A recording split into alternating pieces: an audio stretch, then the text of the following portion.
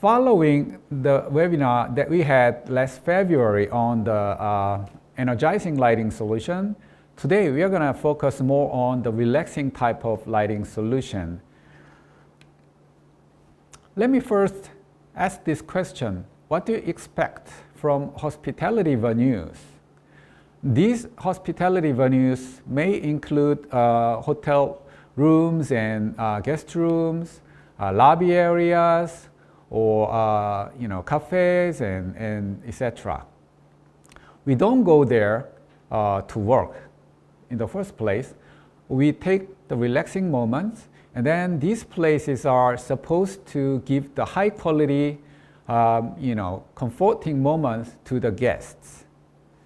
You may still work there, but at the same time, you might like to comfort yourself to some extent. That's the purpose of this type of places.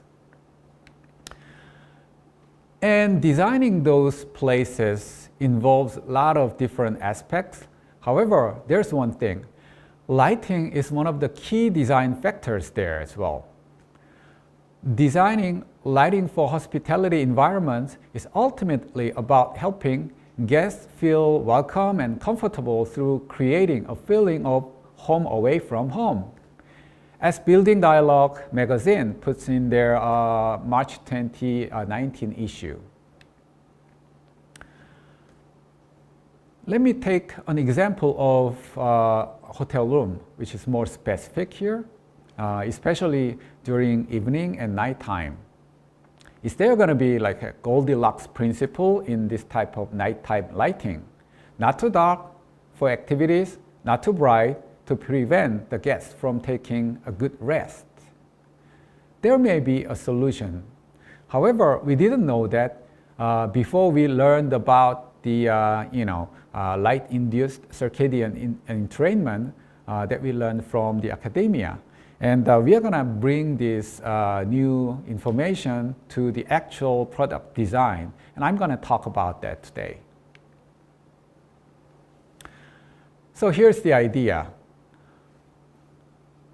You must be familiar with like a conventional white LED spectrum, which has a little bit of a trough around 480 nanometer Cyan region between the blue pump peak and the phosphor converted red, yellow, orange, and red portion of spectra.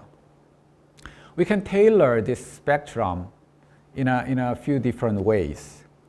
For example, we augment the cyan portion of the spectrum by putting a secondary emitter in the LED package that shows you the prominent second blue peak here around the 480 nanometer in order to create a type of energizing lighting. On the other hand, you might like to also decrease the amount of cyan light from your lighting spectra, and then create the relaxing lighting solution. And then we have a little bit more of control on the function of the lighting spectrum by creating these two different types of LEDs and then do a lot of things using this.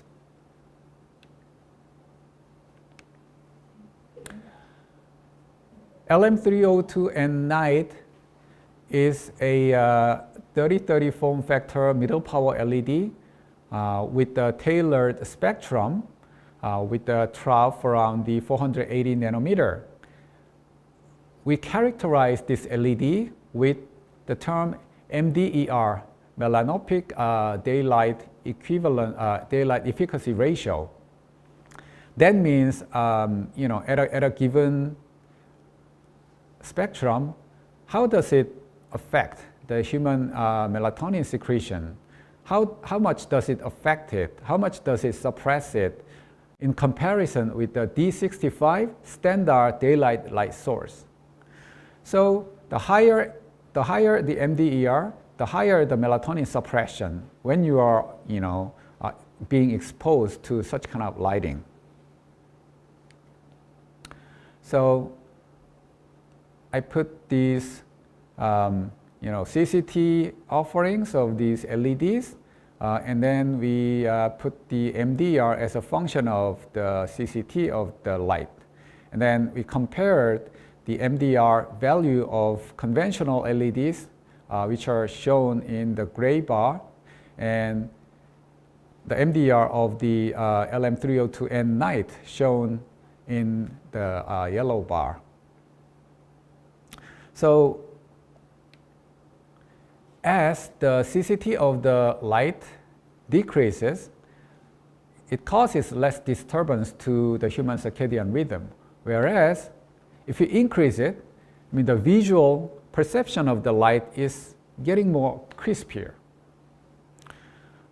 But as a consequence, you're supposed to suppress your melatonin if you use it in the nighttime, when you use it in a very high color temperature range. So here's our suggestion. Let's just start with 2700 Kelvin for cozy ambient lighting. You might like to decrease the MDR of the lighting in a way that you just decrease the color temperature of the lighting, which is a very conventional way. But we suggest the second way of doing that. You can tune the spectrum of the LED in order to decrease the MDR by removing the cyan part of the lighting, and then you get pretty much the same effect without really necessarily changing the color temperature down to 2200 Kelvin. What about the opposite case? Okay, you need crispier feel of the light setting, and then you can achieve that in a conventional way of moving the CCT from 2700 Kelvin to 3000 Kelvin. And then you necessarily have to increase the influence of lighting to your body by suppressing your melatonin at nighttime. And you can avoid that by actually using this new spectrum, and then you can still maintain the level of same MDL at one notch higher color temperature from 2700 Kelvin to 3000 Kelvin. These are pretty much what we can offer by LM302 and NITE LED at a series of different CCT offerings. In order to prove our hypothesis, we actually performed clinical tests with 30 male subjects aged from 20 to 50, and then we did it for a pretty long time, almost a year. And I'm not going to go into much details of this, but we are going to talk a little more about the effect that we observed for nighttime experience of those subjects. This is the overview of the subject's melatonin level when they were spending time those 2 nights and 3 days under conventional LED lighting, day and night setting, and then the human-centric lighting with the also same day and night setting. And then during the nighttime, what we have observed was the improvement of the melatonin secretion by 5% on the average, which means that you actually prepare your body for relaxing moments, and then you get yourself prepared better for sleep at the night. And before, actually from 3 a.m. to the morning, we could not take their salival samples in order to analyze the melatonin level. So we kind of curve fit the data, as you see on the left-hand side. And also we measured their electrocardiogram in order to measure their heartbeats. And then we saw the coincidence of these two data here. A little more analysis shows a very interesting fact. We define the 25% level of their melatonin peak level as thermal, dim light melatonin onset. And we could see that the thermal timing was earlier for the people who were spending time under this human-centric lighting, LM302 and NITE LED lighting, by 52 minutes. And also, the peak position of the fitting curve of their saliva melatonin was faster by 20 minutes. And the peak position here for the R interval is quite the same in the time. And then it was also faster for the test group who were spending time under the LM302 and NITE LED compared to conventional warm white LED and NITE. I think this is amazing. I mean, it amazed me a lot because if you are a person who is suffering from insomnia or other types of sleep disorder, I mean, this could be a great help. This is not a medicine or any pill that you take, but by changing the lighting condition, you can get a lot of help, getting yourself more adjusted to, very regular lifestyle without suffering too much getting sleep at night. However, we should also think about the practical elements of this human-centric lighting component, because it's not only the highest melanopic ratio that matters, but also all the other figures of merit that matter for the human-centric lighting LED to become a practical lighting component. So we designed the performance of this LED by looking at all these 5 different metrics. First thing, the melanopic ratio. I put the inverse of melanopic ratio in order to create this spider web chart, because in this case, low melanopic ratio is the better one. And we also think about the efficacy, lifetime, and the color rendering index, and eye safety as well.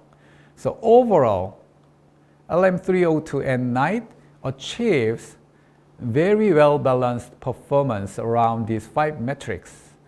And this is going to be, the very good elements that can be actually accepted by the lighting industry without really much hesitation. And we offer the human-centric lighting LED in 2 different form factors. Firstly, conventional 30-30 form factors for fixture. And then secondly, the popular 20-35 form factor for bulbs, so that consumers can take advantage of this human-centric lighting more easily.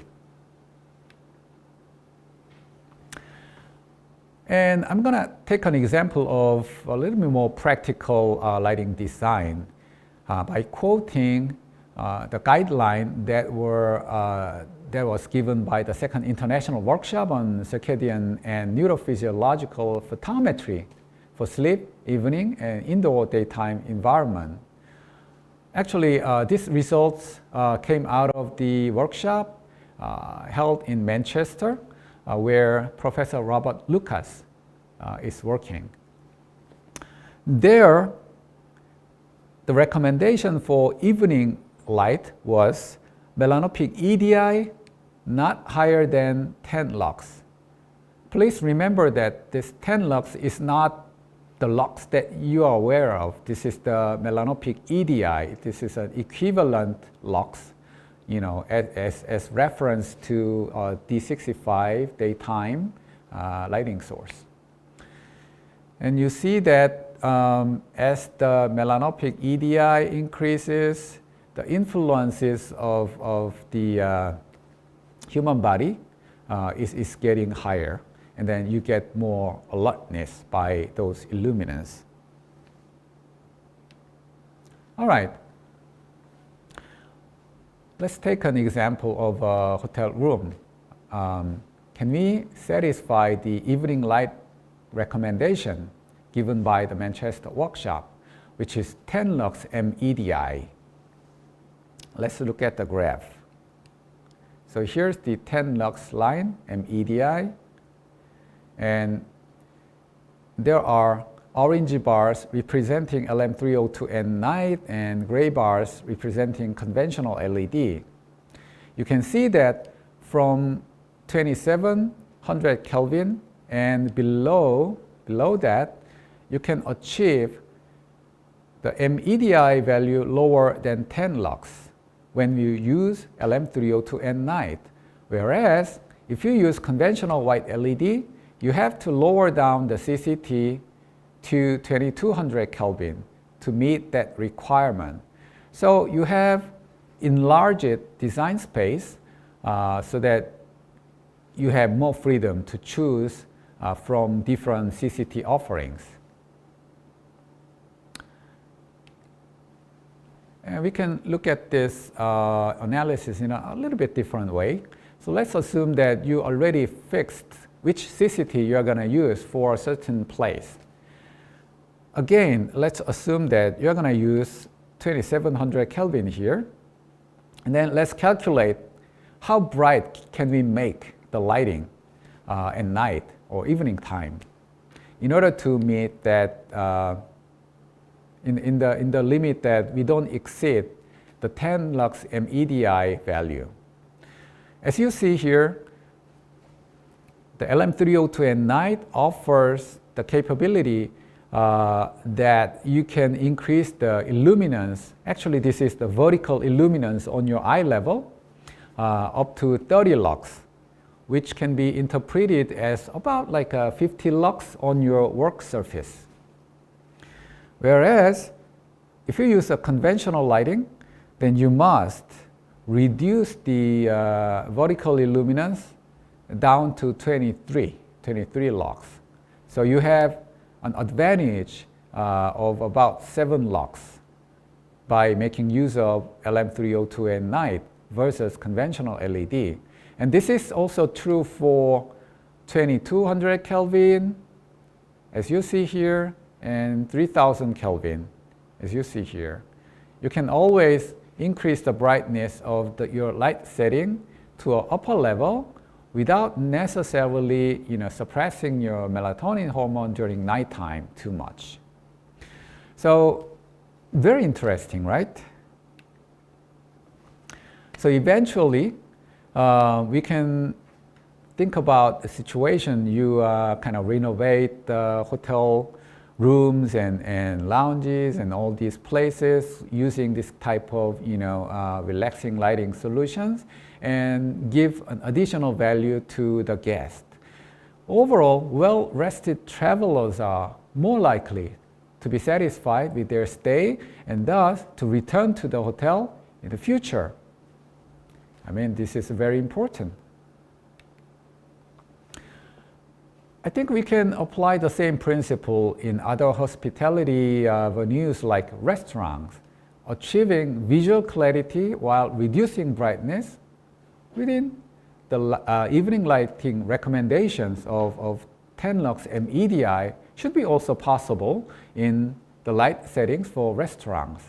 Well, actually, I had a little bit of debate with my colleagues in the office because I thought that, okay, we go to a restaurant with friends and okay, I like to drink there, and then if I feel more relaxed and then I have a lot more melatonin secretion from my pineal gland, I might be a little bit more tired earlier and then go back to my hotel room or go back home and then take a rest earlier. And that might not help the business owner of the restaurant. And my young colleagues argued, no, you don't know anything about drinking. I mean, you order more drinks when you are relaxed, and you don't do that when you are very awake. Well, maybe they are right. All right, so I take their advice. So, to summarize, Samsung's relaxing lighting solutions can be a serendipity to the lighting society. We have never had this kind of new control of lighting spectrum, and then we never thought about incorporating this new type of lighting in the actual light settings for hospitality venues, for example. So I think there's a lot of opportunity, and this is something that lighting industry should pay attention. All right, for the audience, I'm gonna show you a demonstration before we wrap up, because we prepared a demo set here that I can use to show you actually how the spectra are different per each different LEDs. Starting from this, warm white LED lighting, that's about like 1800 Kelvin. I can measure the spectrum using this handheld spectrometer, and this is one of the human-centric lighting, LM302N LM302N NITE, which is set to 1800 Kelvin. So you can look at this. You have a strong, very wide portion of the light energy centered around like a, orangey red portion of the spectrum, and very small blue peak around 450 nanometer, and a deep trough around 480 nanometer. And this type of lighting is what minimizes the disturbance of your circadian rhythm at night. But the magical thing that I will show you is that you can bring some of this aspect of new spectrum to much cooler light, which I will show you just here. So we brought 4000 Kelvin white-looking LED from LM302N NITE. I'm gonna compare this spectrum with the just the general lighting installed in this studio. You can see this spectrum. This is a typical white LED, which has a strong peak around 450 nanometer and a very broad phosphor-converted portion of the spectrum. And then there's a little bit of trough, but even around that 480 nanometer wavelengths, there are still pretty much portion of the light energy. And then you get just enough light energy concentrated around this short wavelengths that interferes with your body and then prevent you from getting really relaxed moments at night. And I'm going to show you the difference of this LED. So do you see the change? There are also, a small, a very narrow peak that excites the phosphors on the right-hand side, but in between these two areas, there's a much deeper trough, which is, the very important characteristic of this new LED, LM302N NITE. So even if you like to install a cool white or neutral white, a little bit cooler light in your home, or like some areas where people need still relaxation, and then at the same time you want to install a little bit more cooler light, you can have this choice. When you spend time during evening and nighttime, and if you're under this type of lighting, you can still perform on certain tasks. You can read, and you can write, and you can play a game or do whatever. And then by doing so, if you use this type of lighting, then you can minimize the disturbance of the light to your circadian system. This is the main takeaway of our seminar today.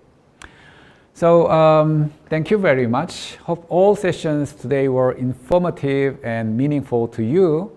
We sincerely hope that Samsung's human-centric lighting technology will blossom into something even more valuable by collaborating with your ideas and inspirations. In order to do so, we'll continue to share our ideas and technology through various channels like today's webinar. will communicate with experts from different backgrounds. I'd like to ask you for continuous interest and support. Thank you very much and see you next time. Bye-bye.